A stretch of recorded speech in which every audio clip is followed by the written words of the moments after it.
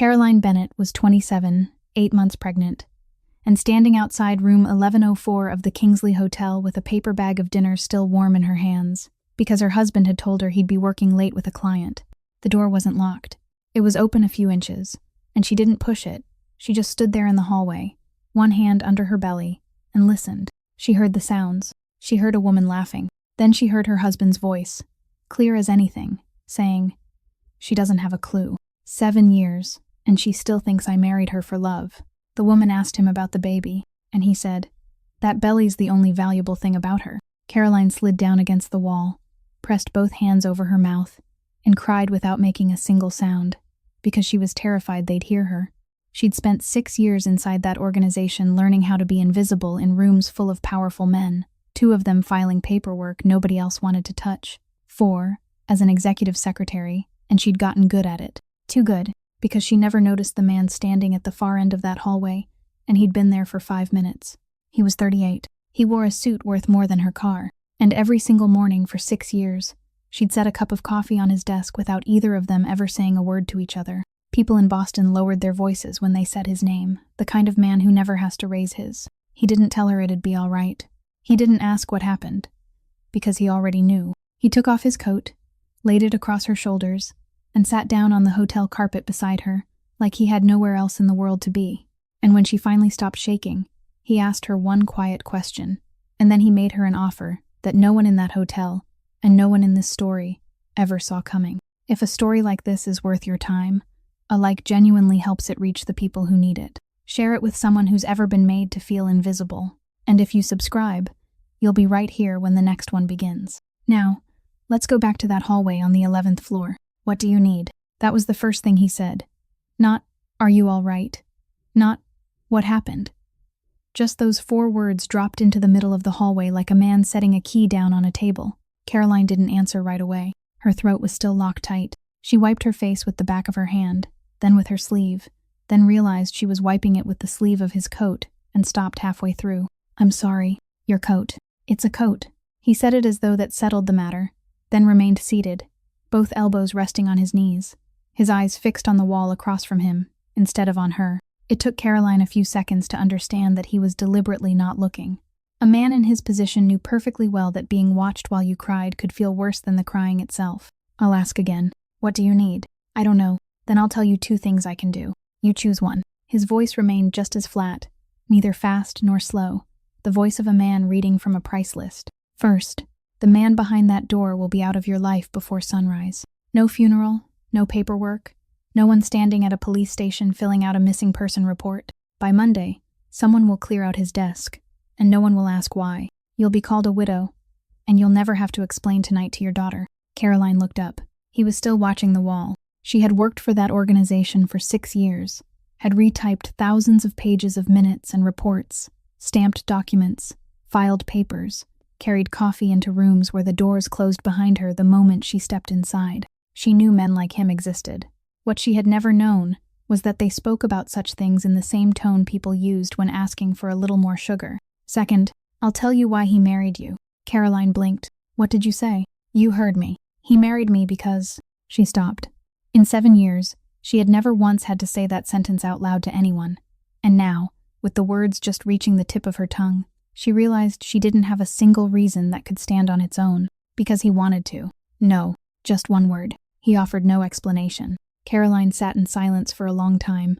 Rain tapped against the window at the far end of the hallway. Somewhere downstairs, an elevator opened and then closed again. "You're telling me there's a reason, and you know what it is. I'm telling you I can find out. Those are 2 different things. Why are you giving me a choice? You could just tell me, because the first one ends in 6 hours. This time he turned his head and looked at her. There was nothing in his eyes, no pity, no curiosity. "The second one never ends. If you choose it, you'll have to live with whatever I find. Some people would rather be widows." Caroline placed one hand over her belly. The baby moved, one short kick beneath her ribs, and she let out a breath. She thought about 30 seconds earlier, when she had been sitting there with her hand clamped over her mouth, so the 2 people inside the room wouldn't hear her. Then she thought about how long she had been covering her own mouth like that. Not just tonight, but for 7 years. "The second one," she said. He showed no reaction. "I don't want anyone to die because of me." Her voice trembled slightly, but she didn't stop. Not even him. If I let that happen, then 10 years from now my little girl will ask me where her father is, and I'll have to lie. I don't want to begin being a mother with a lie. All right, I just want to know where I went wrong." He looked at her for another moment, then said very softly, "You didn't go wrong anywhere." Caroline opened her mouth to say something, but nothing came out. He stood first. His knee made a small sound, the only sound that night that made him seem like an ordinary man. He held out his hand, she took it, and he pulled her to her feet with exactly enough strength, no more than that. "There's a car downstairs. It'll take you home. You don't have to." Caroline. She froze. 6 years.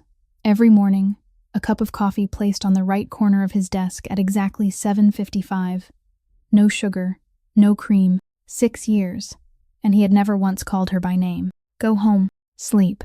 Tomorrow, come to work like you always do." "What about?" "Don't do anything. Don't ask him anything. Don't let him know you were here." He fastened one button of his suit jacket and started toward the elevator. Halfway down the hallway, he stopped but didn't turn around. "You've been with my organization for 6 years.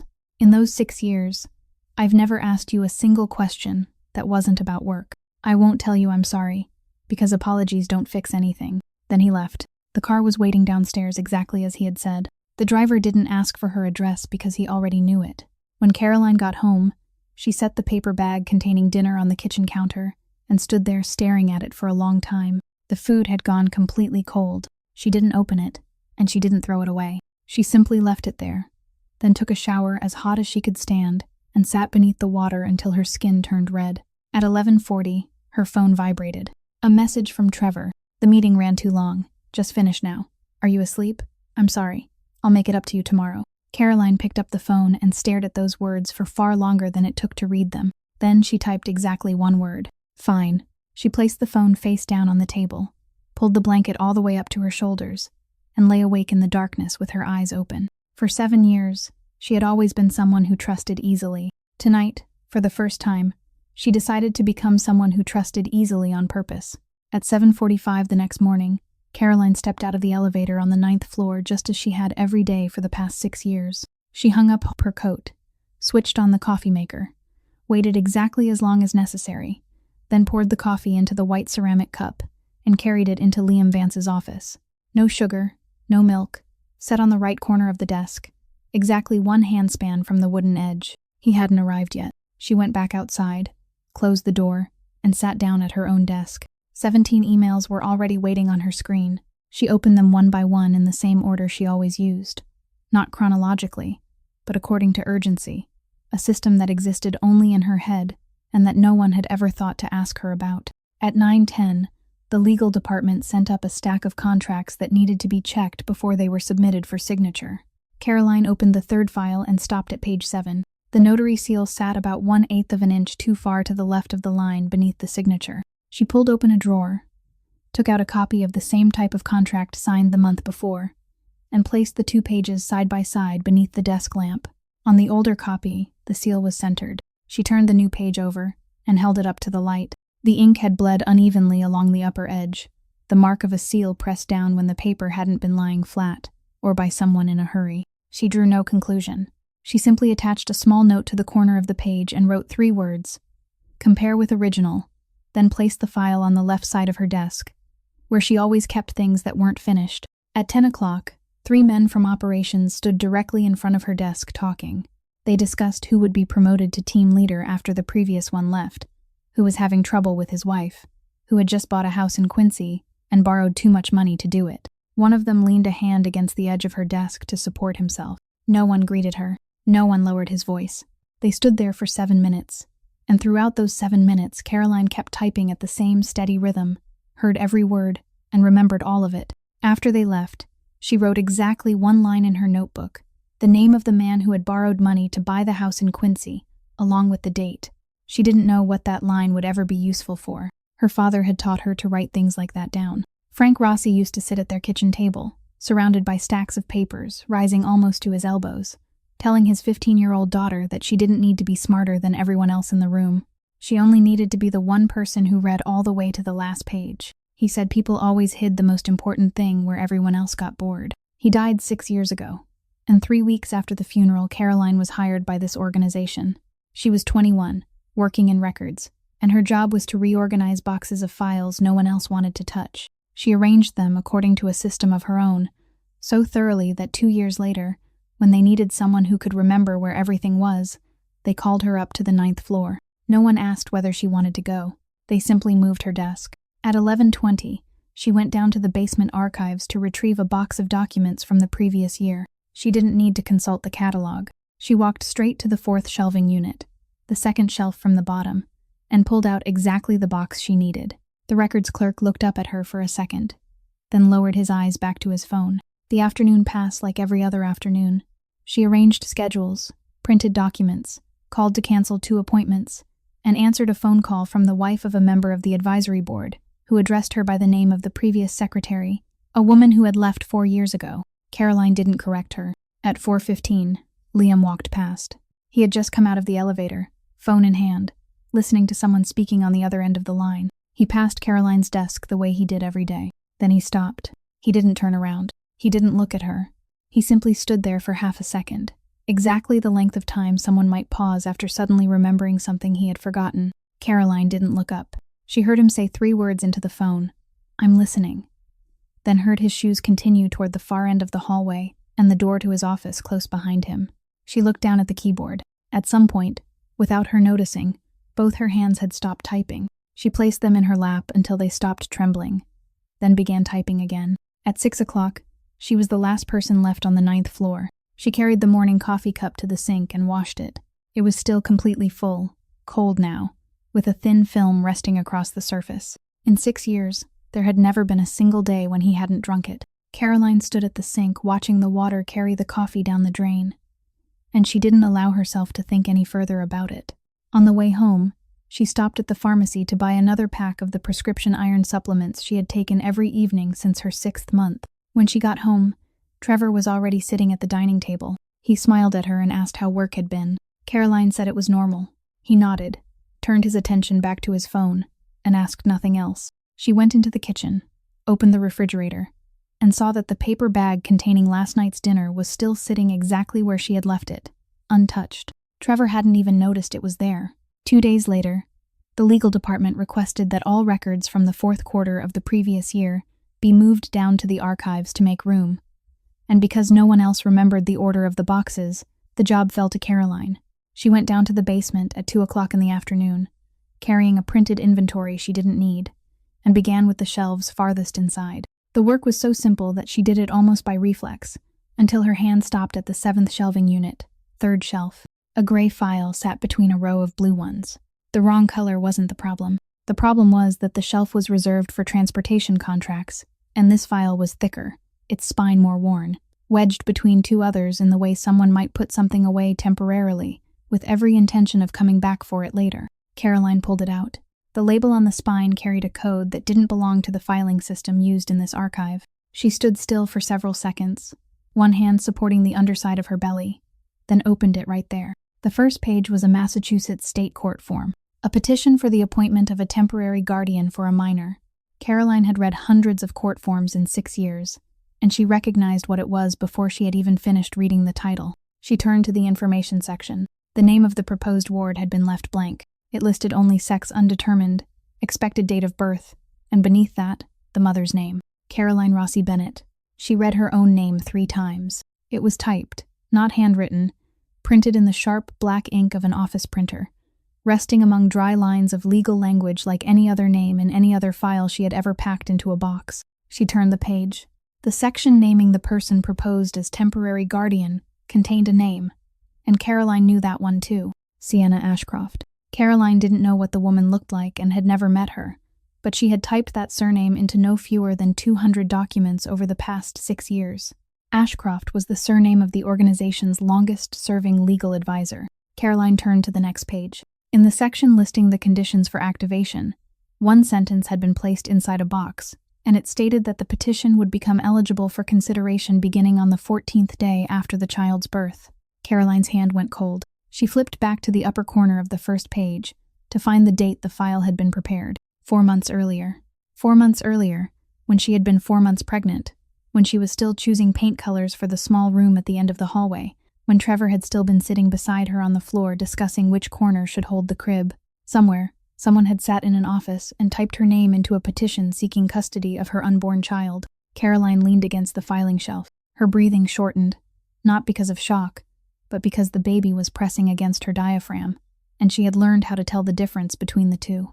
She breathed in slowly, counted to 4, then breathed out. After that, she turned back to the first page and looked carefully at the upper right corner, at the place she had already noticed but had not yet allowed herself to read. There was a dark blue square stamp, the internal approval stamp of the Vance organization's legal department, complete with reference number and date. She knew exactly what that stamp meant, because over 6 years, she had pressed it onto no fewer than 1,000 documents, and because not a single document carrying that stamp had ever left the building without first passing across Liam Vance's desk. Caroline closed the file. She didn't put it back where she had found it. She didn't carry it upstairs to the 9th floor either. She took off her outer coat, wrapped the file inside it, and placed it in her personal locker in the basement, the locker for which she alone had the key because no one had ever bothered to ask for a spare. At 4 o'clock, she returned to her desk and opened her laptop.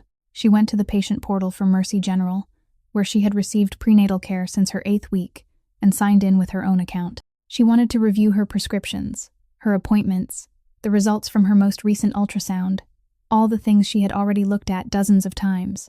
The screen went white for a second. Then a line of red text appeared. Patient access has been revoked at the request of the authorized legal representative. Caroline stared at the sentence for a long time. Not denied, revoked. Denied meant the system had never granted her access. Revoked meant she had possessed it, and someone had taken it away. She signed in again, slowly this time, typing each character one by one to make certain she hadn't entered the wrong password. The same red sentence appeared again, exactly as before. She called the hospital switchboard. The operator asked for her name, date of birth, and the last 4 digits of her insurance number, then went silent for about 10 seconds while checking the record before explaining that, according to the file, the patient's authorized legal representative had submitted a request to modify access privileges, and that all questions should be directed to that person. Caroline asked who the person was. The operator read out her husband's name. Caroline thanked her, ended the call, and sat without moving. In front of her, the contract with the crooked seal was still lying on the left side of her desk, the small note attached to it still bearing the 3 words "compare with original." She picked it up, tore off the note, and wrote a different line on a fresh one. Day 14. Then she stuck it inside the cover of her notebook, closed the notebook, and placed it in her handbag. At 5:30, she shut down her computer, greeted the security guard in the lobby the way she did every evening, and stepped outside into the cold. On the way home, she didn't think about Trevor. She thought about the dark blue square stamp in the upper right corner of the first page, and about the fact that in 6 years, there had never been a single sheet of paper carrying that stamp that the man sitting on the 9th floor didn't know about. The routine prenatal appointment fell on Friday morning, and because her account had been locked, Caroline couldn't schedule it online. She had to call, and they placed her with a midwife she had never met before. Nora Whitfield was 56 years old. She walked into the examination room with a file tucked under one arm, and the first thing she said wasn't a greeting. "How many hours are you sleeping a night?" "About 4. "Wrong. No one at 36 weeks sleeps 4 hours and sits that straight. You're sleeping 2, and you're trying to be polite to me." Caroline didn't answer. Nora set the file down, pulled on a pair of gloves, and worked in silence for about 10 minutes, checking her blood pressure, listening to the baby's heartbeat, feeling Caroline's abdomen to determine the baby's position, occasionally murmuring numbers to herself without explaining them. "Your blood pressure is higher than last time. Not high enough for me to start yelling, but high enough to annoy me." She pulled over a chair and sat down. "What are you taking?" "Iron supplement, 1 tablet every night. Prenatal multivitamin in the morning. That's all. Do you have it with you?" Caroline took the bottle of iron tablets from her handbag, the same supplement she had been taking every night since her 6th month, and had refilled just 2 days earlier. Nora took it, turned the label toward the light, read it, nodded, then opened the cap and poured several tablets into her palm. She went still. Caroline saw the exact moment the woman's face changed, not with surprise, but with the careful expression of someone who had just realized she needed to choose her next words very carefully. "Where did you buy these?" "The pharmacy near my office. I always get them there." "Have you ever opened the bottle and actually looked at them?" "I pour one into my hand and take it. At night, the bedroom light is usually off." Nora placed 2 tablets on the counter and separated them from the others. "A 200 milligram iron tablet has an identification code stamped on one side. and a score line on the other. Do you see the score line here? Caroline leaned closer. There wasn't one. And this. Nora turned the other tablet over. The imprint doesn't match anything in the iron supplement category. She stood, left the room for about 3 minutes, then returned carrying a thick medication reference book and a magnifying glass. She checked the tablet right there in front of Caroline, her finger moving line by line until it stopped. When she read the result aloud, she didn't raise her voice. It was a sedative from the benzodiazepine class, a moderate dose commonly prescribed for severe anxiety disorders, and absolutely not something that should be given to a woman in the 3rd trimester of pregnancy. How long? Nora asked. Caroline thought. She went back over the past 2 weeks, the mornings when her thoughts seemed to slip away from her, the time she had stood in the elevator on the 9th floor and forgotten whether she had meant to go up or down, the time she had reread an email she had just written and barely recognized her own words. She had blamed all of it on lack of sleep. Maybe 10 days. Could be longer. Have you been sleepier? No. I've been having more trouble sleeping. That makes sense. Nora sat down again, and this time she spoke slowly. This is the part that bothers me most. This dose isn't enough to put you down. If someone wanted you asleep, they would have given you 3 times this much. This is only enough to make you foggy, make your speech break up, make you forget things that just happened, and make you answer questions a few seconds more slowly than normal. She tapped one finger against the counter, and it stays detectable in blood and urine for days afterward. Anyone who takes a sample from you over the next 2 weeks is going to find it. Caroline sat very still. Do you hear what I'm telling you? Someone doesn't want you asleep. Someone wants you to look unreliable. A cart rattled past in the hallway outside. Caroline stared at the 2 tablets lying apart from the others on the counter. And the first thing she thought about wasn't Trevor. It was 4 months. 4 months earlier, when someone had typed her name into a petition. And now, 10 days before her due date, someone had started building exactly what that petition would need. Are you going to say anything? Nora asked. I'm thinking. I can see that. I'm just not used to patients thinking this long before they panic. Caroline looked up. Can you put this in my medical record? Put what in? That you examined this bottle today, and that you determined the pills inside don't match the label. Nora studied her for a long moment. You understand that if I write that down, sooner or later someone is going to ask me why I wrote it. Yes. And you still want it documented? Yes. Nora pulled the chart toward herself, picked up a pen, and began to write. She wrote for longer than Caroline expected, nearly 4 minutes. And when she finished, she turned the page around so Caroline could read it. The date, the time, the medication named on the label, a description of the actual tablets, the imprint code, the preliminary identification, and one final line stating that the patient had requested formal documentation and preservation of the physical evidence. Sign here, Nora said. Caroline signed. Now give me the bottle. No. Nora raised an eyebrow. I'm keeping it, Caroline said. I'll buy another bottle, the correct medication, from a different pharmacy. I'm keeping this one exactly as it is. I won't pour anything out, and I won't touch the cap again. She took out her phone, placed the bottle on the counter, and took 4 photographs. The front label, the pharmacy name, the lot number, and the dispensing date. Then she took one more photograph with the record Nora had just written lying beside the bottle. You're awfully practiced at this, Nora said. I've been a secretary for 6 years. I know how useless one piece of paper can become when there isn't a second one standing beside it. She wrapped the bottle in a tissue, placed it inside the innermost zippered compartment of her handbag, and closed the zipper. Mrs. Bennett, Nora called after her when she had already stood up. Yes? Whoever put those pills in your bottle also knows what time you take them. Caroline stopped at the door. I know, she said. That's the part that bothers me most. That evening, Caroline cooked dinner the way she did every night, and the new bottle of medication she had bought at a pharmacy across town sat on the kitchen shelf in the exact place the old bottle always had, its label facing outward. Trevor came home at 7:20, took off his coat and draped it over a chair, kissed the top of her head, and sat down. He started talking before he had even picked up his fork. Today was insane. Had to go over to Cambridge this morning to file paperwork. Then I had a client meeting in the afternoon. Caroline ladled soup into his bowl. Which client? The real estate people. That thing with those buildings in the South End. I thought you said that was finished last month. They reopened it. You know what those guys are like. They sign everything, then turn around and want changes. He laughed, and Caroline counted the first one, because the South End file had been closed by the legal department 3 weeks earlier, and she was the one who had labeled the archive box herself. Were you able to park? Cambridge has been terrible lately. Right under the building. Got lucky. The second one. At 9 o'clock that morning, she had called his office line to ask for the health insurance code, and the receptionist had told her he was in the office all morning. Eat before it gets cold. Yeah. By the way, did you take your medicine yet? Caroline's spoon stopped for half a second. She didn't look up. Not yet. I will later. Take it. Don't forget. Yesterday I noticed the bottle wasn't going down very fast. The third one. And the third was different from the first two. Because in 7 years, Trevor had never once paid attention to how quickly or slowly her medication bottle emptied. He didn't know which department she went to for prenatal appointments. He couldn't remember her due date, and had asked her again just the week before. Are you counting my pills? She asked. In the same ordinary tone she might have used to ask whether he wanted more rice. God, no. I just noticed. I worry about you. He picked up a bite, chewed, then continued. Oh, and when you get a chance, we should go by the hospital and finish that paperwork. I called and asked about it. They said there are a few forms you're supposed to sign before the baby comes. What paperwork? Power of attorney type stuff. So if something happens while you're in labor and a decision has to be made, I can sign for you. Just procedure.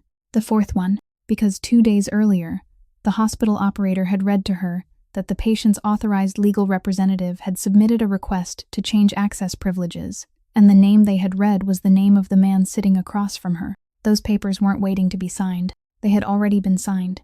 4 lies in less than 2 minutes. Caroline set down her spoon, wiped her mouth with a napkin, and looked at her husband. He was eating, scrolling through his phone with one hand, completely at ease. She thought about getting up, going into the bedroom, taking out the gray file, and placing it on the dining table between them. She considered it for about 3 seconds, then let the thought go, and she knew exactly why. Trevor. Yeah? Do you know what the 14th means? He didn't look up right away. Half a second. His finger stopped on the phone screen and didn't move, while the light from the display still fell across his face exactly as it had before, so Caroline saw it clearly. Half a second, then he smiled. The 14th what? This month? What day is that, anyway? Nothing. I heard someone mention it at work. Probably some meeting on the calendar. He went back to his phone. You shouldn't try to remember so much right now. You're about to have a baby. Give your mind a rest. Caroline nodded and stood to clear the dishes. At the sink, she turned on the faucet and let the water run. And through the sound of it, she heard Trevor rise behind her, walk out onto the balcony, and lower his voice almost to a whisper as he spoke into his phone. She didn't turn around. She washed every dish, set them in the rack, dried her hands, then went into the bedroom first. At 11 o'clock that night, Trevor was asleep. Caroline lay on her side, one hand supporting her belly, her eyes open and fixed on the ceiling, and began arranging everything in her mind the same way she had always arranged files. She had 3 things in her possession. A petition for guardianship prepared 4 months earlier, bearing her name, the name of a woman she had never met, and the approval stamp of the organization's legal department. A bottle of medication that had been tampered with, along with a written record signed by the midwife. A medical account whose access had been revoked at her husband's request. Those 3 things proved that someone was preparing something. They didn't prove who that person was, and that was the entire problem. If she took them to the police station the next morning, she would spend 3 hours giving a statement to a desk officer. That officer would open a case file. The file would pass across at least 4 desks before it reached someone with actual authority. And sometime during that process, the people behind this would learn that she knew.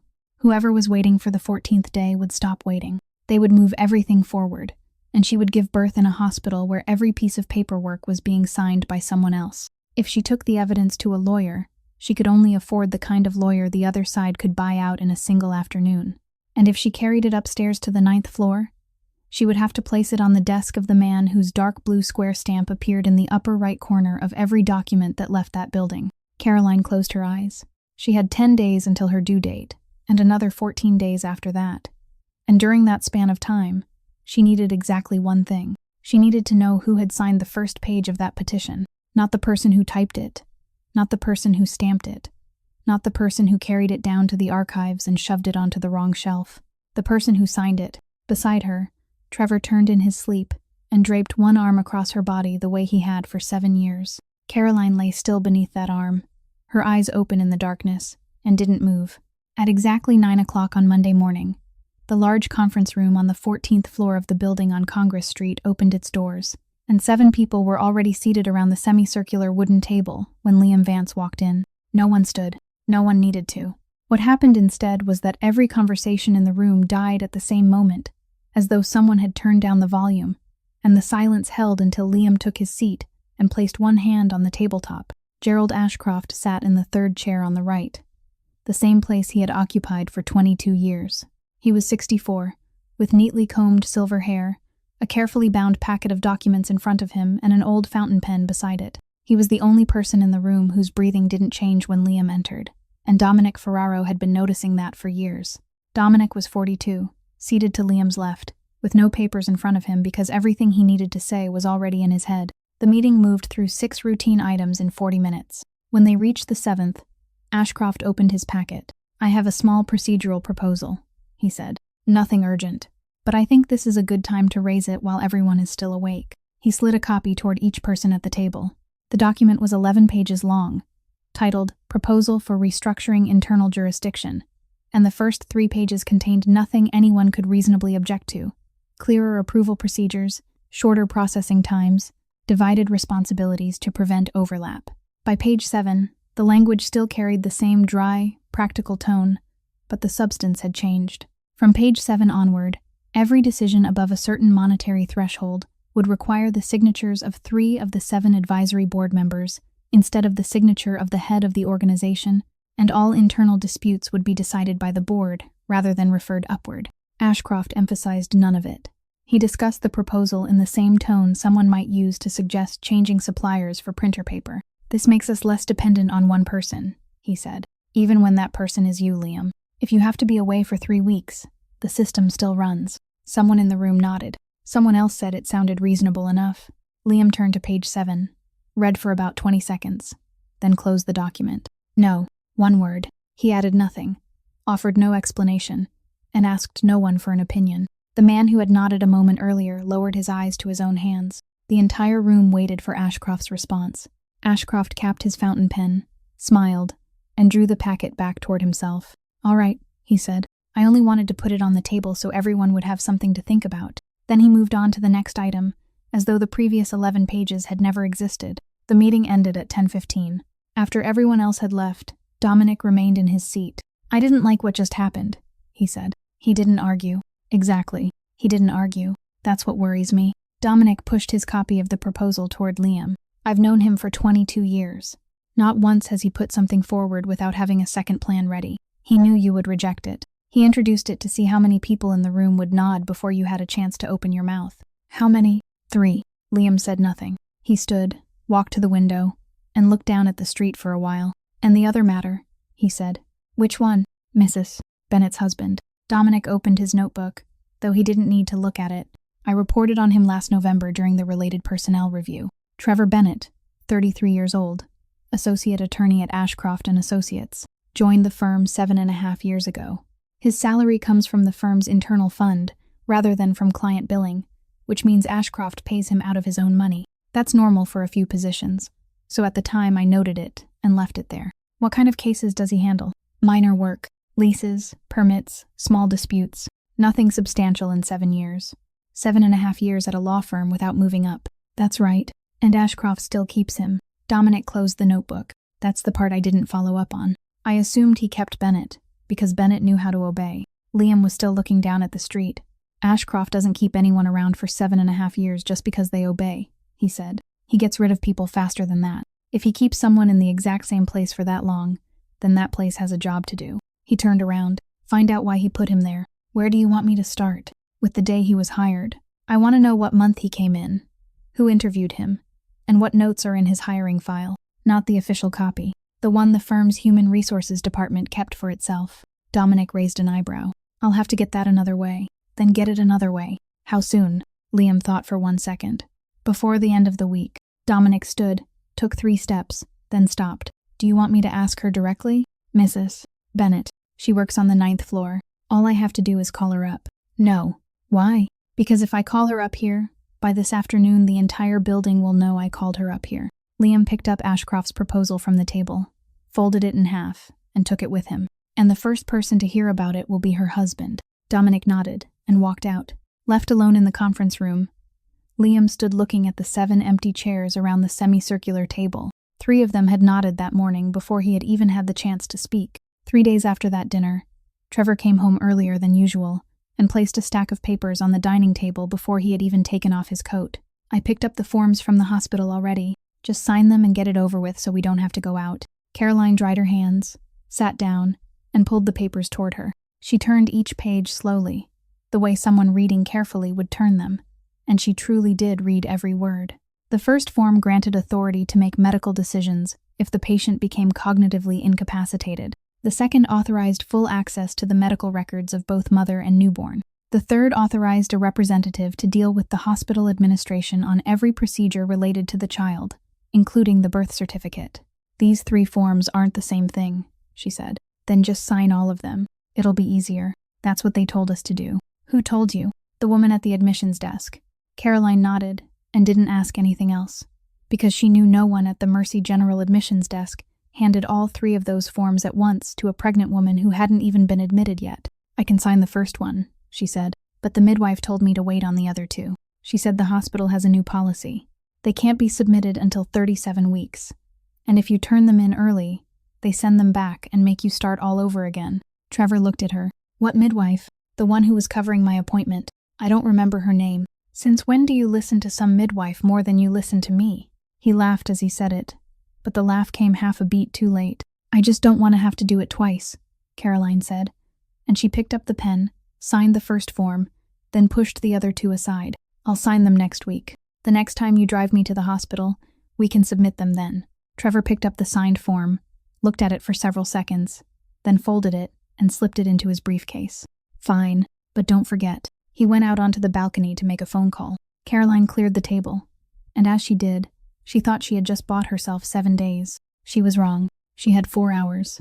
The first pain came at 11:20 that night, while she was standing in the bathroom brushing her teeth, and it felt nothing like any of the false contractions she had experienced over the previous 2 months. She went still, one hand gripping the edge of the sink, and counted. The second came 9 minutes later. The third came 7 minutes after that. She walked out, woke Trevor, and he sat bolt upright and asked if this was it. She said yes, and while he searched for the car keys, Caroline went into the bedroom, opened the bottom drawer, and took out the bag she had packed 3 weeks earlier. She checked it one last time by touch. Newborn clothes, personal items, identification, and inside the innermost zippered compartment, the medicine bottle wrapped in tissue was still exactly where she had left it. The car sped along Starrow Drive close to midnight, streetlights smearing across the wet windshield, and Trevor drove faster than he needed to. 3 weeks early, he said.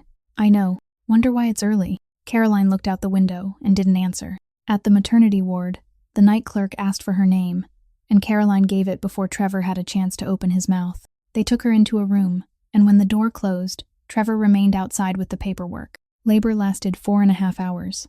Nora Whitfield wasn't scheduled for the night shift, but she appeared at 2 o'clock in the morning wearing a coat over her street clothes, and no one asked why she had come. She stood on the left side of the bed, with one hand resting on Caroline's shoulder, and whenever the pain came, she said only 3 words: "Breathe it out, nothing more." The baby girl was born at 4:20 in the morning, weighing 5 pounds and 12 ounces, and her first cry was as thin as the sound of a kitten. They cleaned her, wrapped her in a blanket, and placed her on Caroline's chest. Caroline couldn't say anything at all. She looked down at that tiny, wrinkled, red face, at the 2 little fists clenched tight as though they were holding on to something invisible, and she watched the baby open her eyes for perhaps a second before closing them again. Caroline touched her little finger to the center of her daughter's palm. Those tiny fingers closed around it. They didn't let go. "What's her name?" Nora asked. "Grace." Caroline answered immediately, without thinking, because she had carried that name silently in her mind for a long time and had never told anyone, not even Trevor. She bent down and pressed her lips to her daughter's forehead. In the past 4.5 hours, this was the first time she had cried, and she cried for only a few seconds, without making a sound, then stopped. They let her sleep. The pain medication pulled her under quickly, and she drifted away while she could still hear the steady sound of a heart monitor somewhere to her right. 7 hours later, while Caroline was still heavily asleep, Trevor entered the ward carrying a bouquet of white daisies he had bought from the stand downstairs in the lobby. He placed the flowers on the table beside the bed, looked at the baby in the bassinet for about 10 seconds, then walked out to the administrative desk. Nora was standing at the handoff station about 13 feet away, and she saw everything. She watched him hand over his identification, heard the administrative employee read back the list of documents, and watched him sign. He signed the space for the authorized representative, submitting the hospital admission paperwork for the mother and newborn. A space that should have been signed by the mother herself once she was awake, and the employee accepted it because the system already contained a medical decision authorization, bearing Caroline Bennett's signature, and dated the previous day.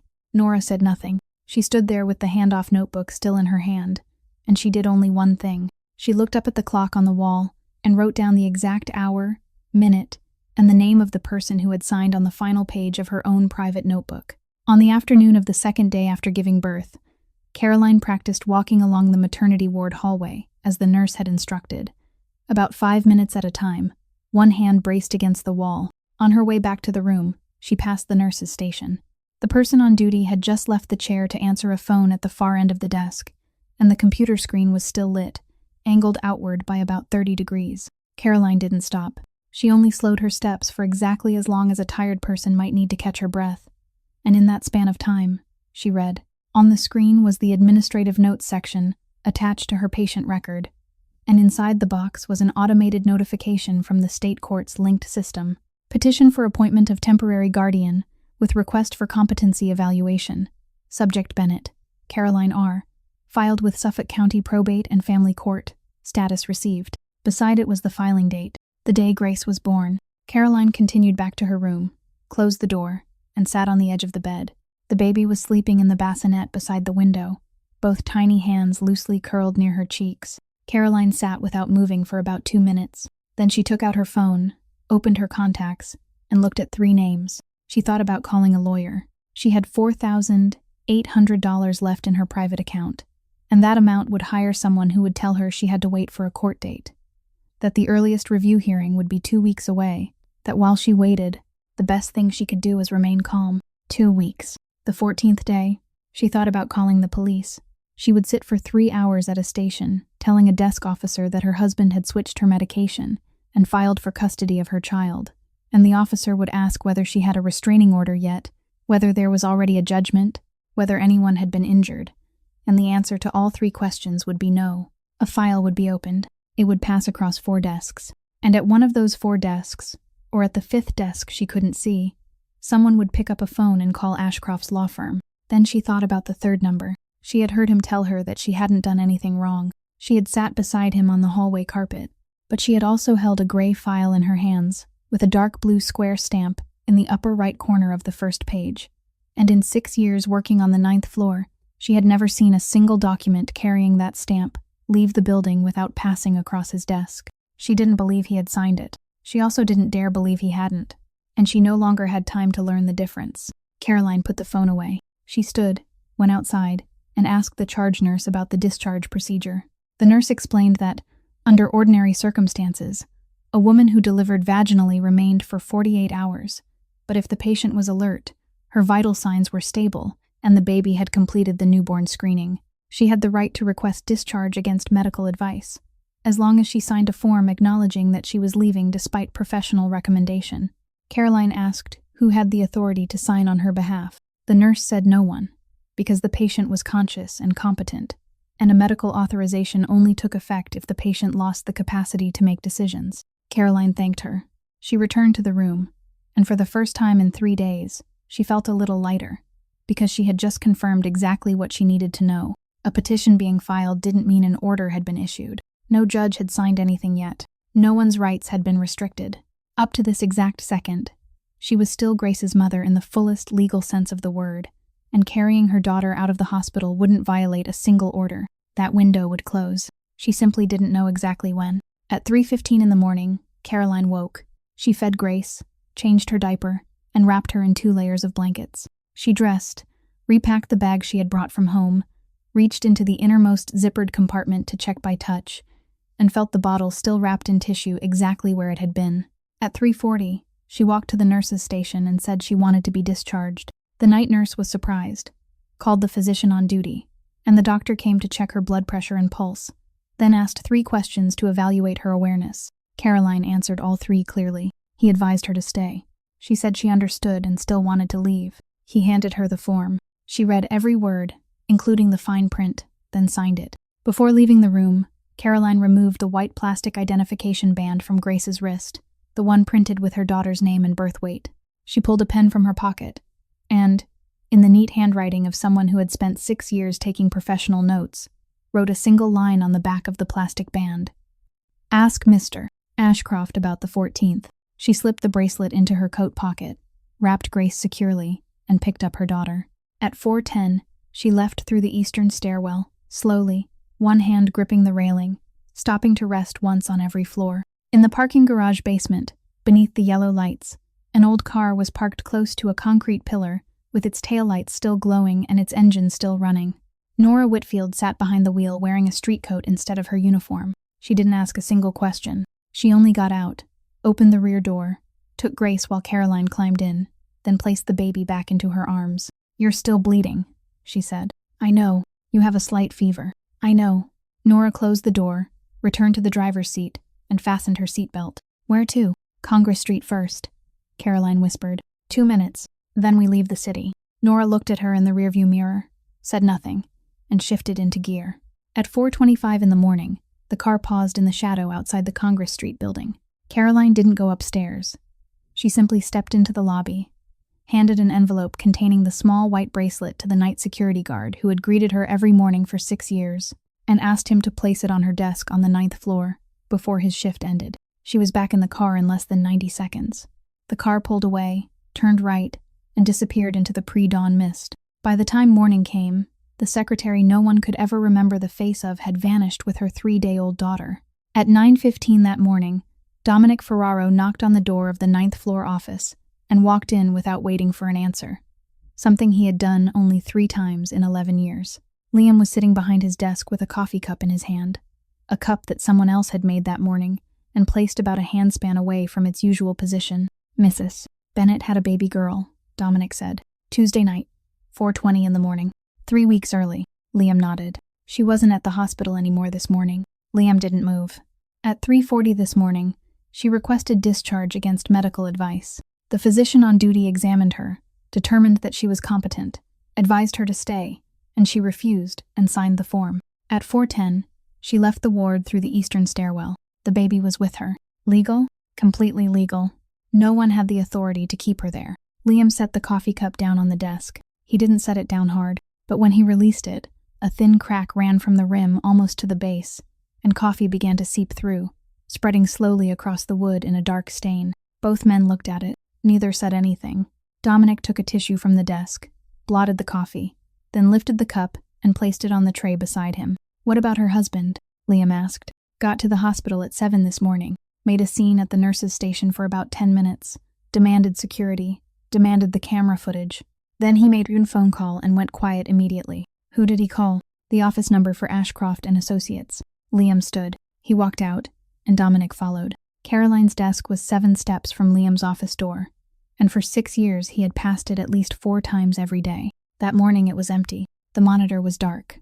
The chair was pushed neatly beneath the desk. On the left side, the unfinished files were still arranged in a perfectly square stack, and in the upper right corner, the blue highlighter still lay at a 45-degree angle to the edge of the desk, exactly where she always left it, exactly where she had kept it for 4 years. In the center of the glass desktop lay a tiny white plastic bracelet. Liam stood looking at it for several seconds, then picked it up. It was so light it seemed almost weightless, and a faint line of print ran across it. Grace Bennett, 5 pounds, 12 ounces, 4:20 in the morning. He turned it over. On the white plastic, there was a handwritten sentence in black ink, small and neat, without a single correction. "Ask Mr. Ashcroft about the 14th. Liam read the sentence once. Then he read it a second time. His thumb settled over the word Grace and remained there. "Do you know what the 14th means?" Dominic asked. "No, neither do I." Liam closed his hand around the bracelet, not squeezing it, only holding it. He remained beside the empty desk for a little longer, and the only thing he did was look down at the blue highlighter, lying at a 45-degree angle in the corner. He didn't touch it. At 10 o'clock, an employee from the legal department brought up a packet of documents and said Mr. Ashcroft had prepared them early that morning and that they were only waiting for a signature. Liam took the packet and carried it into his office. The first page was a petition requesting that Caroline be located and returned, drafted in standard language, with the blanks for the name and dates already completed, and in the section describing the subject's condition was a 3-line paragraph stating that the individual had recently given birth, was showing signs of impaired cognition, had left a medical facility against professional advice, and had taken a newborn child with her under circumstances that could endanger the child's health. The second page listed the scope of the search: bus terminals, train stations, 3 regional airports, medical facilities within a 100-mile radius, and a list of people in neighboring states who could be contacted. The third page contained the signature line, left blank, with Liam's name printed beneath it. Liam read all 3 pages. He read slowly, skipping nothing, and when he reached the 3-line paragraph describing the subject's condition, he paused longer over the words impaired cognition. Then he closed the packet, stood, and walked to the paper shredder in the corner of the room. He fed the pages in one at a time. The machine ran 3 times. When the last page had disappeared into strips, he returned to his desk and Dominic was still standing in the doorway. What do I tell him if he asks? Tell him I read it. Liam opened the upper right drawer, placed the white plastic bracelet inside, and closed it. From this moment on, no one is to look for her. Not our people, not contractors. No one calls the state police. No one enters anything into any system. If anyone in this organization receives an order to find her from anyone other than me, I want to know within 1 hour. Even if the order comes from the advisory board, especially if it comes from the advisory board. Dominic nodded. What about what I'm working on? Move faster. I don't need to know what kinds of cases Trevor Bennett handled over the past 7.5 years anymore. I need to know what month he was hired, and what notes were in his original hiring file. End of the week still stand? No. By tomorrow night. Dominic walked out. Liam remained alone. He didn't call anyone. He opened the drawer again, looked at the white bracelet lying inside, then closed it. And for the next 2 hours, he didn't leave the room. The car left the city at 4:30 in the morning, and when they reached the turnoff leading onto the toll highway, Caroline told Nora not to take it. That way is 40 minutes faster, Nora said. That way has electronic toll stations. Every one of them reads the license plate, and every read creates a line of data with a date, time, and location. Does your car have a toll transponder? Yes. Then definitely not. Nora looked at her through the rearview mirror. Caroline was sitting in the back seat with Grace pressed against her chest, her face deathly pale, beads of sweat across her forehead, and on her lap was a paper map, bought at a gas station along with a ballpoint pen. Turn right at the next light, she said. Take Route 2. When we get to Fitchburg, cut up to Route 3. You know the roads? I know which ones don't have toll stations. They drove along Route 2 through the darkness, the headlights sweeping across road signs that fell away behind them, and for the first 40 minutes neither woman said anything. At 6 o'clock, the sky began to lighten. Nora pulled onto the shoulder and turned completely around in her seat. Let me see. Caroline didn't argue. Nora checked the postpartum pad, touched her forehead, took her pulse with 2 fingers against her wrist, then remained silent for about 10 seconds. 100.8 degrees. You're bleeding more than I want you to. You need to lie down. I will. When? When I know which side of the door I'm on. Nora turned back to the wheel and asked nothing else. At 7:10, they stopped in a small town with 3 gas stations and a row of stores. Caroline handed Grace to Nora, got out of the car, and walked about 220 yards to a bank branch that had just opened. She went inside, stood in line behind 2 people, and when her turn came, she presented an identification card and an old savings passbook with a blue cover. The teller looked at the screen, typed a few keys, and read out a name. Caroline Rossi. Not Bennett. She withdrew everything, $11,200, took it in cash, signed 3 signatures, and walked back outside in 14 minutes. When she got into the car again, Nora looked at the stack of envelopes in her hands. When did you open that account? 6 years ago, 3 weeks after my father's funeral. Does your husband know about it? He doesn't even know how to spell my maiden name. He wrote it wrong on our marriage license, and I was the one who corrected it. Nora shifted into gear. How long have you been preparing for this? Caroline looked down at Grace. The baby was sleeping with one cheek pressed against the fabric of Caroline's shirt. Since I was 21, she said. My father told me every woman should have one door no one else knows about. He didn't say it was for running away from a husband. He said it was so you would never have to ask anyone's permission to do something you already had the right to do. What did he do for a living? Accountant. Nora gave a dry little laugh. Of course he was. They continued on. Near noon, Caroline began to shake, and Nora stopped asking for permission. She simply pulled into a roadside motel, with half its neon sign burned out, went inside and paid cash for 2 nights under her own name, then helped Caroline into the room. There were 2 beds and a small table pushed against the window. Nora drew the curtains, set down the bags, and went back out to buy fever medicine and a box of gauze pads. Left alone, Caroline sat on the edge of the bed, unbuttoned her shirt, and nursed Grace. The baby was hungry and fed strongly, both little hands clenched just as they had been when she was born, and while she nursed, one tiny finger reached out and hooked around Caroline's little finger. Caroline looked down. That finger was so small that even Grace's entire hand couldn't wrap all the way around one of hers, and that was when it came. Caroline lowered her head, pressed her forehead against the soft hair on the top of her daughter's head, and cried. She cried for 40 seconds. She cried because she was sitting in a motel 70 miles from home with her 3-day-old daughter, because inside her bag were $11,200 in cash and a medicine bottle wrapped in tissue, because for 7 years she had cooked dinner for a man who had been paid to marry her, and because she didn't know whom she was running from. Then she lifted her head, wiped her face with the back of her hand, and stopped. She laid Grace on the bed, placed pillows carefully on both sides, checked her once more, then pulled the small table toward herself and opened the laptop. Nora returned 20 minutes later carrying a bag of medicine and found Caroline sitting there, her hair still damp with sweat, typing. "You need to lie down. I will when I finish this." "What is it?" Caroline turned the screen toward her. There was a list on it. "I'm listing everything I have. 3 things. The petition with the stamp, the medicine bottle with your written record, and the court notification I read on the screen at the nurse's station." She kept typing. "And this is what I don't have. I don't know who signed the first page. I don't know what the baby has to do with any of it. And I don't know why they need me incapacitated instead of dead." Nora sat down on the bed across from her. "What did you just say?" "If all they wanted was Grace, the fastest way would be to make me disappear. Car accident. Fall down the stairs. There are 100 ways to do it. And I work in a place where I know that better than most." Caroline looked up. "But they didn't do that.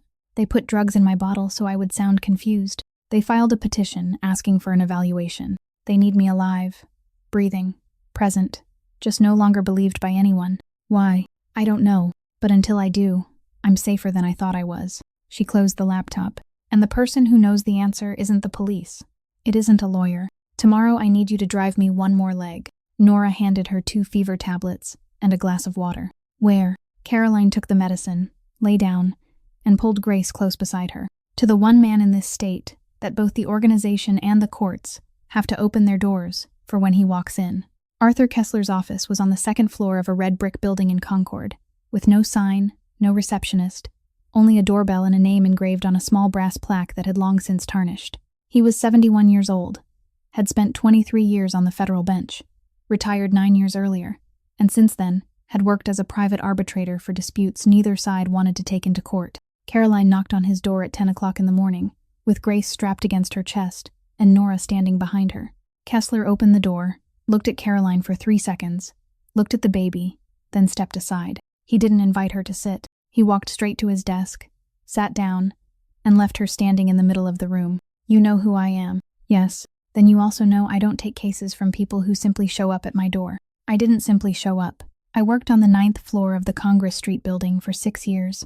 I've typed your name into 41 documents." Kessler raised one eyebrow very slightly. 41. 41. He pointed to the chair. Caroline didn't sit immediately.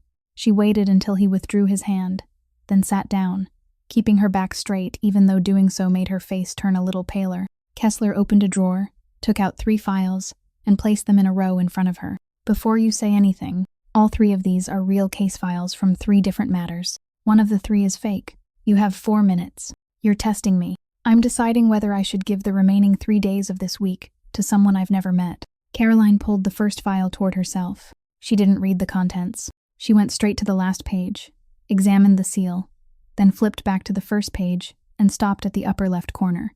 1 minute 10 seconds. She set it aside. The second file took 90 seconds. When she reached the third, she paused longer. She went back and forth between the first page and the third, then held the paper up to the window light before placing it back down. "This one," she said. Kessler didn't look down. "Why?" "The notary seal is correct. The court clerk's signature is correct. The formatting is correct. But the case number in the upper left corner uses the wrong format." "Wrong how?" "The Massachusetts Probate and Family Court changed its case numbering format in July of 2019. Before that, it used the abbreviated county code, then a 4-digit sequence number, then the 2-digit year. Afterward, They added a case-type character in the middle and changed the 2-digit year to 4 digits. She tapped one finger against the corner of the page. This document is dated March of 2021, but it uses the old format. Kessler sat motionless. You're certain? For 6 years, I cross-checked court case numbers almost every week. In July of 2019, I had to rebuild the legal department's entire filing system because the old format no longer worked properly in searches. It took me 11 days. Kessler stood. He walked to a small cabinet in the corner, poured a glass of water, returned, and placed it in front of her. That was his entire reaction. 4 minutes, he said. You used 3 minutes, 20 seconds. He sat down again. Talk. Caroline set the glass of water aside without drinking from it. She took the gray file from her bag, then the medicine bottle wrapped in tissue, then Nora's signed written record, and placed all 3 on the desk in that order. She explained everything in 12 minutes, without wasting a single sentence, without raising her voice once, and Kessler didn't interrupt her a single time. When she finished, he picked up the gray file and read the first page for a long while. You understand exactly what I do, don't you? He asked. I think I do. I'm not a court. I can't order anyone to do anything. I can't void a petition that has already been filed. I can't halt a proceeding. And I can't give you any form of protection that carries legal force. He placed the file back down. The only thing I have is credibility.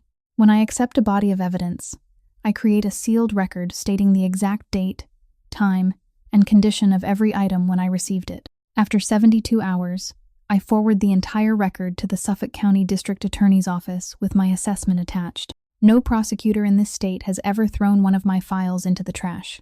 What are the 72 hours for? For me to verify what you just brought me. If, within 72 hours, you can't prove this is a specific threat, rather than an ugly divorce, I'll still forward the file, but I'll attach a note stating that I don't have sufficient grounds, and you already know what a note like that means. Caroline nodded. One more thing, Kessler said. Have you asked yourself why you're still sitting here? I've been asking myself that since yesterday. You worked for that organization for 6 years. You know how long it takes them to deal with someone who becomes inconvenient. One afternoon. Exactly. Kessler rested both elbows on the desk. And yet someone went to the trouble of switching your medication, building a competency case, filing a petition with the court, and paying a law firm to keep your husband in place for 7.5 years. That is an extraordinarily expensive chain of procedures to accomplish something a car accident could settle in 10 minutes. He looked directly at her, which means they aren't allowed to let you die. Why? Because there is something your death would lock forever, and they need it opened. He pulled the gray file toward himself. Your father was Frank Rossi. Caroline went completely still. How do you know that? Because 6 years ago, I signed as custodian for something on his behalf, and I still have it. Kessler stood, walked toward the safe in the corner of the room, then stopped without opening it. Not yet. 72 hours from now, if you're still standing. He turned back toward her. Whoever wants that trust opened needs you breathing. That is the only reason you made it all the way to my office door. The following night, the 9th floor was almost completely dark, and Liam Vance was sitting inside Caroline Bennett's empty office. He sat in her chair without turning on the overhead light, with only the glow from the hallway spilling into the room. The stack of unfinished files was still on the left side of the desk. The blue highlighter still lay at a 45-degree angle in the upper right corner. Dominic came in at 9:20 carrying a packet of printed pages, and he didn't ask why Liam was sitting there. I found 3 things, Dominic said. Tell me the worst one first. I'll tell you in chronological order. You'll know for yourself. He placed the first sheet on the desk. This is an extract from the internal private meeting request system. Mrs. Bennett submitted 3 requests in the 6 weeks before she gave birth. Liam pulled the page closer. February 3rd, 9:17 in the morning. Requester, Bennett, Caroline R. Reason entered in the field. Personal matter. Urgent. Status. Deferred. Automated note. Move to next review cycle. There are 2 more. February 9th, 7:52 in the morning. Reason, personal matter, related to personal legal records. Status, denied. Liam read the final entry. February 14th, 11:30 at night. Reason, requesting 3 minutes. Status, denied. He stared at the timestamp for a long time. 11:30 at night, on February 14th. Her labor had begun at 11:20 that same night. Somewhere in the 10 minutes between her first contraction and her second, she had typed those words into the system. Who denied them? Liam asked. Your office. On whose orders? Standing orders. Dominic placed the second sheet on the desk. Internal Directive Number 47. issued 18 months ago. It states that all private meeting requests submitted by lower-level employees that don't concern their direct work responsibilities are to be handled at the office level and not forwarded to the head of the organization unless they involve organizational security. Liam picked up the page. At the bottom was his signature in blue ink, with the full date beside it. He remembered that morning. There had been 14 documents in the signature packet. He had signed all 14 in 9 minutes. Who drafted it? Dominic placed the third page on the desk. It was a printout of the file properties, showing the author, creation date, and last modified date. The name in the author field was Gerald Ashcroft. He submitted it in the third quarter administrative process review packet, Dominic said, along with 13 other documents, every one of them harmless. Liam placed all 3 sheets on the desk and stacked them carefully, aligning the edges. He did it very slowly. Then he sat without moving. 3 times, he said. She tried to reach me 3 times. 4, Dominic said. What? The 4th wasn't in the system. I spoke to the 9th floor receptionist this afternoon. She remembers one morning when Mrs. Bennett stood outside your office door for about half a minute, then turned around and walked away. She didn't knock. She didn't submit a request. The receptionist doesn't remember the date. Liam said nothing. He thought about a hotel hallway on the 11th floor, about a woman sitting on the carpet, with one hand clamped over her mouth so the 2 people behind the door wouldn't hear her crying, and he understood that she had been sitting like that inside this building for 6 years, and he had never seen it. Do you want me to pull the full contents of the 3 requests? Dominic asked. The system keeps the longer notes. Yes. Dominic opened his tablet, typed several lines, and turned the screen toward Liam. The first request contained 1 sentence in the notes section. I need to ask you about a document I found in the archives, with the legal department's approval stamp on it. The second contained 1 sentence.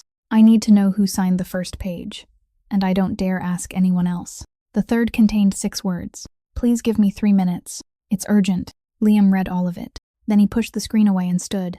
He walked to the window, and for about a minute he said nothing. When he turned back, his voice was as flat as ever. I didn't deny her, he said. That's right. Worse. He looked down at the stack of 3 pages on the desk. I spent money and manpower building a system, and I signed a directive I didn't read, and that system was designed so it would never hear her. She knocked 3 times. I wasn't the one who shut the door. I was the one who built it. Dominic said nothing. He knew enough not to. Ashcroft didn't need to buy me, Liam continued. He only needed to know what I would sign without reading. Then he put exactly 1 sheet of paper into exactly the right signature packet. 18 months later, the only person in this building who knew what was happening was standing 7 steps from my office with no way to tell me. He picked up directive number 47. Cancel it. Tonight. I want every person in this building to be able to see me tomorrow morning without asking anyone's permission. Do you want me to have someone review everything you've signed over the past 18 months? All of it. Start with anything he drafted. Dominic nodded and gathered the pages. When he reached the door, he stopped. What about her? Liam was still standing beside the empty desk. She's still looking for the answer to the question she tried to ask me 3 times, he said. The only difference is that now she has to find it herself while carrying a 3-day-old baby. He lowered his eyes to the blue highlighter resting at a 45-degree angle in the corner of the desk, and this time he reached out and straightened it. Then he stopped and returned it to exactly the angle it had been before. The next morning, Kessler spread a copy of the petition filed with the Suffolk County Probate Court across the long table in his office and handed Caroline an illuminated magnifying glass. Grace was asleep in the carrier against her chest. Nora sat at the far end of the table with a cup of coffee that had already gone cold. What are you looking for first? Kessler asked. The seal. Caroline examined the notary seal on the final page. The ink was even, the edges sharp, and the notary's identification number matched the state directory Kessler had already printed and placed beside it. She moved on to the signature of the psychiatrist appointed to conduct the competency evaluation and compared it with 3 samples of the same person's signature from other case files. All 3 matched. The seal is genuine, she said. The signature is genuine. Then you're holding a valid document. Not necessarily. Caroline set down the magnifying glass, turned the packet over, and examined the binding. She stared at the staple line for a long time. Look at this. Kessler stood and walked around the table. There were 2 staple holes along the spine of the packet. At the first, the metal staple passed through the entire stack and folded normally against the back.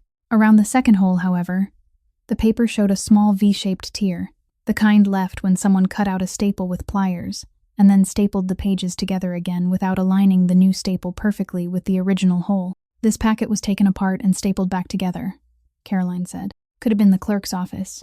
Could have been. She counted the pages, then turned to the numbering at the bottom. Page 1, page 2, page 3. But the table of contents on the cover lists 4 items, and the first item is the petitioner's affidavit. She tapped the first page currently in the packet. This isn't the petitioner's affidavit. This is the standard petition form. The initiating page was removed. Kessler pulled the packet toward himself and examined the staple line again with the same magnifying glass. He studied it for nearly a minute. "You're right," he said, "and I need to be precise about what that means. The seal is real. The evaluator's signature is real. The chain of authorization is not. Someone took a file that had been lawfully created for one purpose, removed the page identifying the petitioner, and submitted the rest under a different purpose, which means the page I need isn't at the courthouse. It's in the drawer of whoever removed it." Caroline sat down. One hand settled against Grace's back by instinct, and for several seconds no one spoke. Then Nora set down her coffee cup. "I have something I need to tell you," she said. Kessler turned toward her. 9 years ago, I worked the night shift as a nurse at Ashgrove Behavioral Health, private facility outside the city, competency evaluations and short-term inpatient treatment. I worked there for 2 years. She spoke in the steady voice of someone who had rehearsed the story silently in her own mind far too many times. During those 2 years, I admitted 3 cases exactly like this one. 3 young women. All of them had just given birth. All 3 were brought in for competency evaluations. All 3 petitions were filed within 72 hours after they delivered. Caroline looked up. "Same form," Nora continued. "I remember because I had to photocopy the intake files, and all 3 times I saw that exact title, that exact layout, and the same law firm's name at the bottom of the page." "Which firm?" Kessler asked. "Ashcroft and Associates." Kessler sat back down. "What happened in those 3 cases? The first woman was found incompetent to care for her child. Custody was transferred to the father's family. She appealed twice, lost both times, and never got her child back." Nora paused. "The second woman left the state before a final determination was made. I don't know where she went. No one did. The third?" Nora lowered her eyes to the table. "She was released after 18 days. 11 months later, she died. The death certificate listed an overdose of prescription medication." Caroline said nothing. "Here's the problem," Nora said. "The medication named on the death certificate didn't appear on any prescription she had ever been given. I checked. She had never been prescribed it at Ashgrove, and her primary care physician hadn't prescribed it either." "What did you do about that?" Kessler asked. "I wrote a report. I submitted it to the facilities board and sent a copy to the state licensing board." She gave the smallest shrug. 4 months later, I received a response. 2 sentences. The file had been reviewed and sealed for reasons of patient confidentiality, and there were no grounds for further action. "Did you keep a copy of your report?" "Yes." Nora opened her handbag, took out an old yellow paper envelope faded with age, and placed it on the table. "I've carried it with me every time I moved for the past 9 years. 4 moves. Kessler picked up the envelope but didn't open it. "Why didn't you tell me about this yesterday?" "Because yesterday I didn't know whether you were going to be the 4th kind of person who read it and then put it away in a drawer." She met his eyes. "I still don't know today. But she's sitting over there with a 4-day-old baby, so I don't have time to wait until I find out." Caroline turned toward her. "You came to the parking garage that night," she said. "I never called you. I never told you I was planning to leave." "I know. You were already waiting." Nora didn't answer immediately. She picked up the cold cup of coffee, looked down into it, then set it back on the table. 9 years ago, I watched 3 women go through that door, and I couldn't do anything except write a piece of paper that somebody filed away in a cabinet," she said. "The day I picked up your medicine bottle and read the imprint on that pill, I knew that door had just opened for the 4th time. I wasn't going home to sleep again." Kessler placed the envelope on the table between the petition with the missing page and the medicine bottle wrapped in tissue. He looked at the 3 items lying side by side. "Do you understand now?" he asked Caroline. "This isn't about your husband wanting custody of your child." "I understand," Caroline said. 3 mothers had passed through the 14th day before Caroline. Not one of the 3 still had her child. That afternoon, Kessler opened a filing cabinet and took out 4 thick, hardbound folders. "Ashcroft and Associates administers 17 trusts in this state," he said. "As an arbitrator, I receive quarterly disbursement reconciliation statements for any trusts with disputes still pending. The trust your father established is one of them." He placed the stack of files in front of Caroline. "The most recent 18 months. You have until tomorrow morning." Caroline finished in 4 hours. She didn't read every line. She went straight to administrative expenses and professional services, because over 6 years, she had learned that people hid the important things where everyone else got bored, and there was nowhere more boring than the professional services expense column. She found the first payment at 4 o'clock that afternoon, 7 weeks before Grace was born. Recipient: Ashgrove Behavioral Health. Description: Inpatient Evaluation Reservation Fee. She marked it and kept going. The second payment was 3 pages later, 2 weeks after the first. Description: Preliminary Competency Assessment. Female subject, 27 years old. Unidentified file. Caroline read the line 3 times. Her name wasn't there, only her sex and her age. She put down her pen, sat still for about 10 seconds, then wrote down the transaction number and continued. The third payment was near the final page. Payment date: 2 days before the night she went into labor. Description: Preparation fee for temporary guardianship transfer documents. On all 3 payments, the field identifying the person who approved the disbursement authorization carried the same name: Gerald Ashcroft. Kessler went through all of Caroline's notes again at nearly 8 o'clock that evening. "That settles it," he said. "No, it doesn't. You have 3 payments. All 3 carry his name. The first was made 7 weeks before your daughter was born. What more do you want?" Caroline pulled the file toward herself and reopened the first page. "Look at this column." She pointed to the budget category field. All 3 payments came from the same category: Beneficiary Competency Review. So, that category already existed. I traced it back through the full 18 months. It was created almost 4 years ago. And over those 4 years it paid for 11 different matters, most of them ordinary inheritance disputes. Mr. Ashcroft approved that category in batches, once every quarter, with a single signature. She turned to the signature reconciliation page. His signature appears at the category approval level, not at the individual payment level. Are you defending him? Caroline looked up.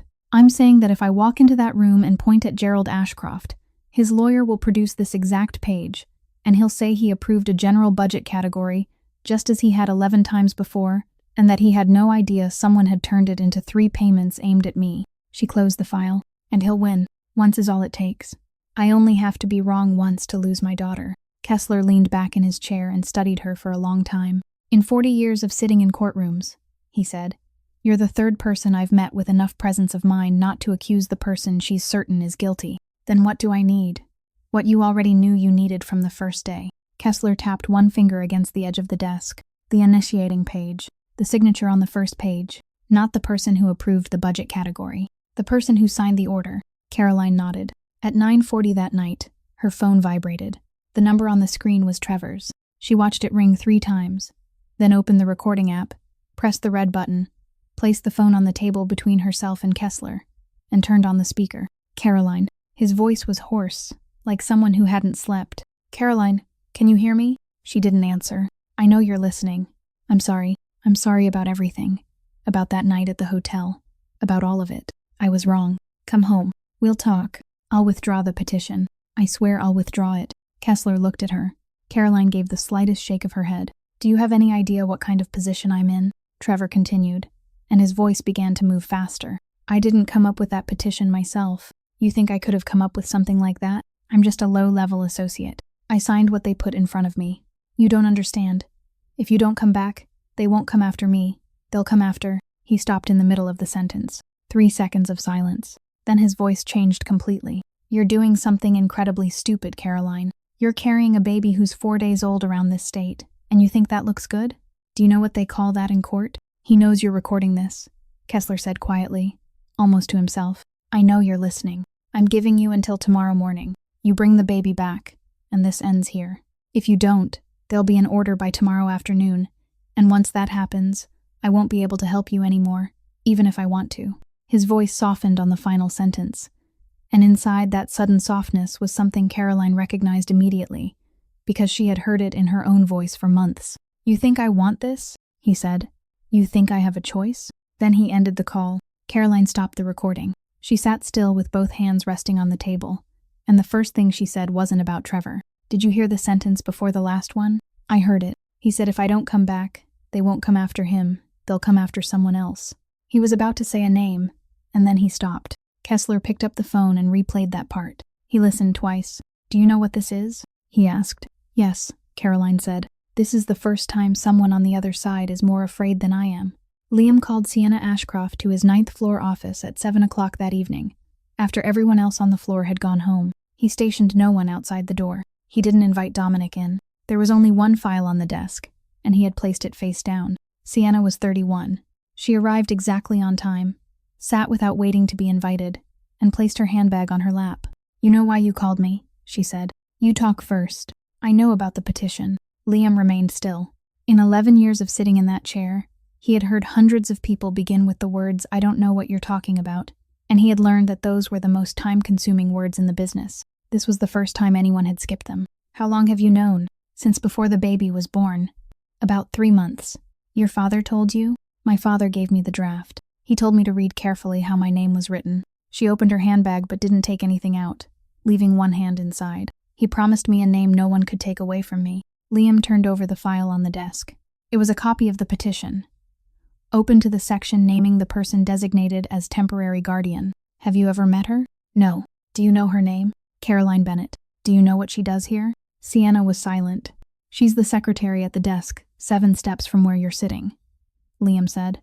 6 years. I knew there was someone." He nodded slowly. "In the draft your father gave you, what did they call her?" Sienna didn't answer immediately. "The biological mother," she said. Liam placed both hands on the desk. He didn't raise his voice. His tone remained completely flat when he spoke. "She carried that baby for 9 months. She went to appointments alone because her husband was busy. She went into labor 3 weeks early and spent 4.5 hours in a delivery room, and 4 days later she carried that baby down 8 flights of stairs because she was afraid to use the elevator. And you call her role biological mother." Sienna didn't look away from him. She didn't cry either. "Do you think I came up with that phrase myself?" she said. "It was already in the document. I only repeated it." "You repeated it, and you signed your name beneath it." "Yes." She said the word clearly, without avoiding it. "I signed it. If you want me to deny it, I won't." Liam leaned back in his chair. "Why?" "Because I was 19 the first time my father married me off." She said it in the tone of someone reading a line from a resume. "Northern Ridge, then Asheville, then a man in New Haven whose face I can't even remember, then this one, 4 times in 12 years. And every time my father sat me down and explained what that marriage would buy for the family." She looked down at her hands. This time he didn't talk about marriage. He talked about a name on a piece of paper, something no husband could ever take back. "I'm 31 years old, and it was the first time anyone had ever offered me something I could keep for myself. And you took it." "I took it." She looked up. "If you want to tell me I'm terrible, go ahead. I've already told myself that every night for the past 3 months." Liam didn't tell her she was terrible. He said nothing at all. Sienna opened her handbag and took out a thick yellow envelope, then placed it on the desk. She pushed it toward him but didn't release it immediately. "My father keeps copies of every agreement that could destroy him," she said. "He calls it insurance. He keeps them in the safe at home, and he thinks I don't know the combination." She let go. Liam opened the envelope. Inside were 4 typed pages. No title, no seal, only signatures at the bottom. 4 signatures. Gerald Ashcroft and 3 other names Liam recognized immediately, because all 3 men sat around the semicircular table on the 14th floor, and all 3 had nodded that morning when Ashcroft introduced his proposal to restructure internal jurisdiction. First clause. Once temporary guardianship is established, the Rossi Trust becomes eligible to be opened. Second clause. Control of the assets within the trust transfers to the advisory board until the beneficiary reaches legal age. Third clause. Liam read it twice. In the event that the head of the organization objects to the transfer, the contents of the trust may be introduced as grounds for reconsideration of that person's fitness to lead before the board. He folded the 4 pages together. "Do you know what's in that trust?" he asked. "No. My father never told me. I only know he's afraid of it." "He's afraid?" "You read the 3rd clause. People don't write a clause like that about something they aren't afraid of." Liam set the envelope down. "Why are you giving me this?" Sienna looked out the window for a while. "Because last week I read the agreement for the 4th time, and I found the 6th clause. It's on page 3, halfway down, and it says, 'The board may replace the designated guardian at any time if it determines that doing so is necessary for administration of the trust.'" She turned back toward him. "At any time, no reason required, meaning your name. My name stays on that paper for exactly as long as it needs to be there, not 1 day longer." She stood and slipped the handbag over her shoulder. "My father wasn't planning to make me a queen. He was planning to make me a door." She reached the doorway and stopped. "Are you going to ask me what you really want to ask?" "What's that?" "Whether they ever intended for me to replace her in your life." She opened the door. "No, never. Read those 4 pages again. There isn't a single line about marriage." Then she left. Liam remained alone with the 4 pages in front of him. And he understood what he should have understood the morning those 3 men nodded. They had never intended for Sienna Ashcroft to replace Caroline as anyone's wife. They intended for her to replace Caroline as a mother. On the morning of the 3rd day, exactly 72 hours after Caroline walked into the office, Kessler opened the safe in the corner of the room and took out a thick envelope sealed with wax. "Frank Rossi entrusted this to me 3 weeks before he died," he said. "The condition for opening it was that his daughter had to find her own way here. Not be brought here, find her own way." Inside were a USB drive and 2 sheets of paper. Kessler inserted the drive into his laptop and pressed play. Her father's voice filled the room, rougher than Caroline remembered and slower. He said he hadn't left her money, because money could be taken, and people would take it. He said he had left her something else, something that forced anyone who wanted to touch it to keep her alive, conscious, and standing on her own feet, because he had written that condition into the very foundation of the trust. He apologized because it was the only way he could think of. Then he said one final thing. He said he had asked someone to watch over her, that the man didn't know why he had been asked, and that Frank had given him only one instruction: "Don't ever let my girl have to beg anyone for anything." The recording ended. Caroline sat motionless. "Who was it?" she asked. Kessler handed her the first sheet of paper. It was a copy of an employment approval form from the Vance organization, dated 6 years and 3 weeks earlier. Applicant name Caroline Rossi, position records clerk. The approval box contained a signature, and Caroline had seen that signature on thousands of documents over the past 6 years. She lowered the page to the table very slowly. 6 years, and he had never said a word to her that wasn't about work. 6 years, and he had paused for half a second beside her desk, without turning around. "He never told me," she said. "He didn't know enough to tell you," Kessler replied. "Your father asked him for one thing and gave him no explanation. He kept his word for 6 years without understanding what he was protecting." Then Kessler handed her the second sheet. It was Frank Rossi's original autopsy report. Under cause of death, the typed entry read undetermined. Further investigation required. Beneath it, in the section ordering the investigation closed, there was a signature and a printed name: Gerald Ashcroft. The arbitration hearing opened at 10 o'clock the following morning on the 14th floor of the Congress Street building. Kessler presided. The semicircular room had no raised bench and no chair elevated above another. The 7 members of the advisory board sat along the outer curve. Liam sat in his place and said nothing for the first 30 minutes. Caroline stood in the center of the room with Grace asleep in the carrier against her chest, and she had brought no lawyer. She placed each item on the table in order. First, she set down the petition filed with the Suffolk County Probate Court. The notary seal is genuine. The evaluator's signature is genuine. The initiating page identifying the petitioner was removed, and the packet was stapled back together. Mr. Kessler documented the condition of the evidence when he received it. Second, she placed the medicine bottle wrapped in tissue on the table, beside a laboratory analysis of its contents. "This is the medication I took every night, beginning in my 6th month. The pills inside don't match the label." The examination record was prepared by Mrs. Nora Whitfield, with the full date and time documented. Third, she placed 3 pages of trust disbursement records on the table. 3 payments.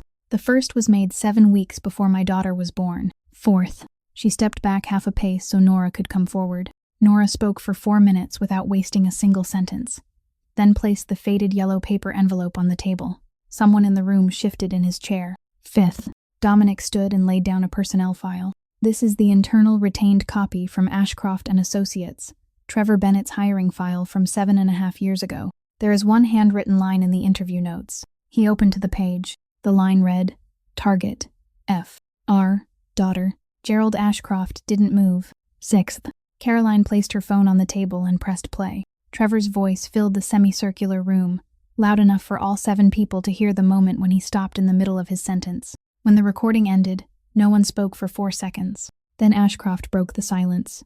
"I understand you have been through something difficult," he said in a gentle voice. "You've just had a baby. You're tired. You're emotional.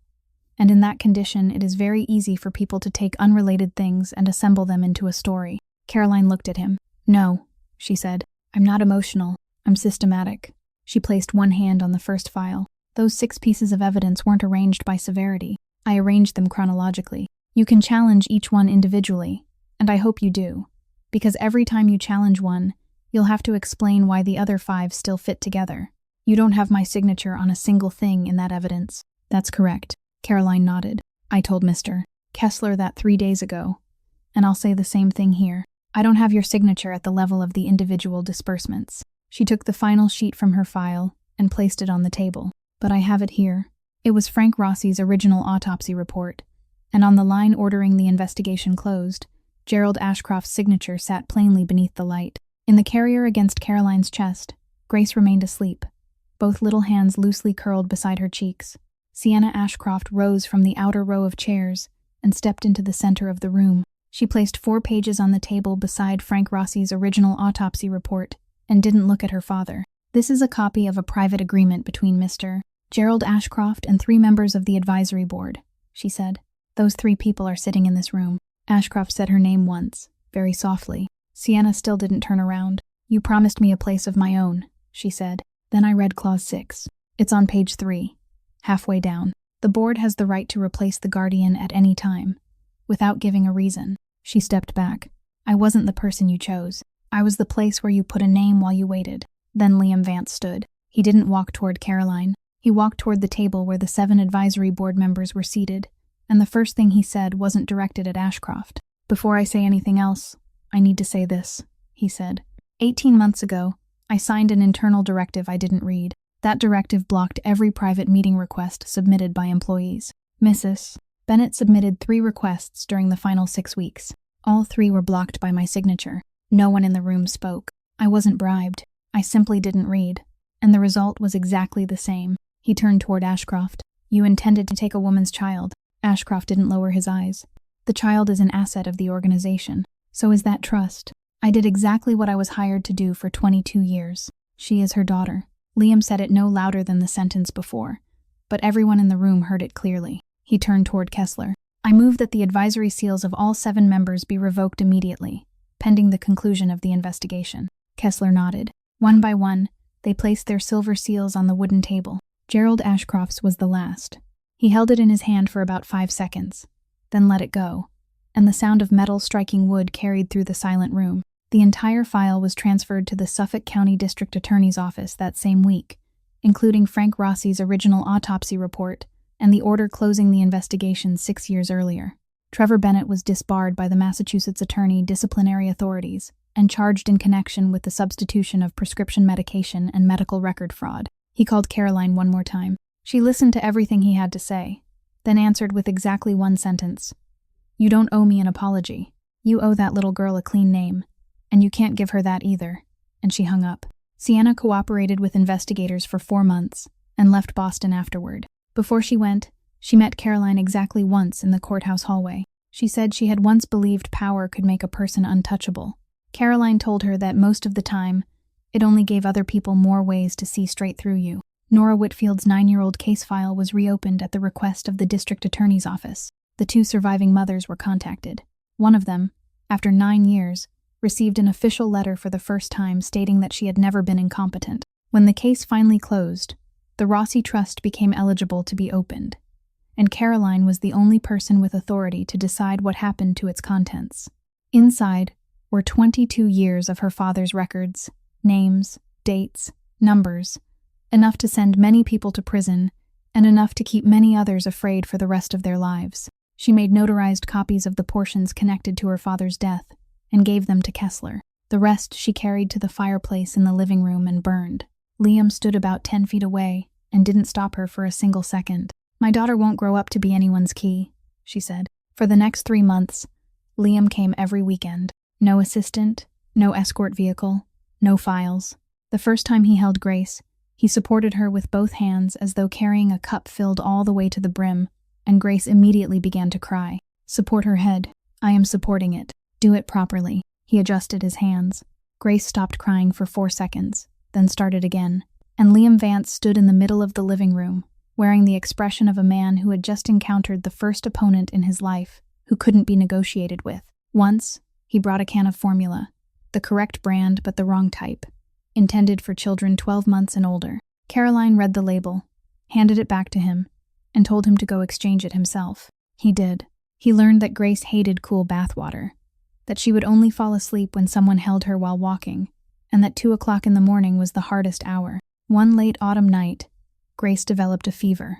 He sat through the entire night with the baby against his chest, never leaning back once, while Nora checked her temperature every hour. By morning, when the fever broke, he handed Grace back to Caroline and went home. And he didn't ask Caroline when she planned to return to work. For 3 months, he didn't ask that question once. That was what mattered. And Caroline, after 27 years, began doing something she had never done before. She spoke before anyone asked. 1 year later, on Grace's first birthday, a nameplate hung on the door of the 9th floor office. Carolyn Rossi, head of internal audit. Her signature was the only signature that could open the archives. That afternoon, Grace tottered between 2 adults, fell 3 times, and laughed every single time. Liam opened his palm. Resting there was his mother's old ring. He didn't put it on Caroline's finger. He simply left it in his open hand and waited. Caroline looked at it for a long time. Then she picked it up herself and put it on her own finger. That evening, out on the balcony, Grace slept against his shoulder. "Do you regret leaving?" "Leaving saved us." He nodded and didn't ask anything else. Caroline moved closer until her shoulder touched his. "Coming back was my choice." Caroline Bennett's story leaves us with a few things worth carrying with us. Being treated as invisible doesn't mean you have no value, because the person no one bothers to notice is often the one who reads every page in the room. Respect begins with the way we name another human being. And when someone is reduced to a function instead of being called by their name, the harm has already begun. Failing to listen can also be a form of betrayal, even when the person who failed to listen meant no harm. Justice doesn't always have to come with bloodshed, because patience, memory, and pages preserved in the right place can be powerful enough to overturn an entire game. And returning to someone is a choice that belongs to you alone, not a favor someone else grants you. If this story touched you, please leave a like and share it with someone who has ever been treated as though they didn't exist.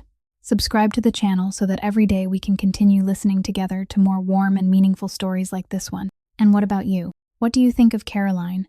And have you ever felt invisible inside your own home or workplace? Leave a comment below. We truly want to hear what is buried deep in your heart. We wish every one of you watching this video good health, a joyful life, and peace in every day ahead. Goodbye, and we'll see you again in the next video.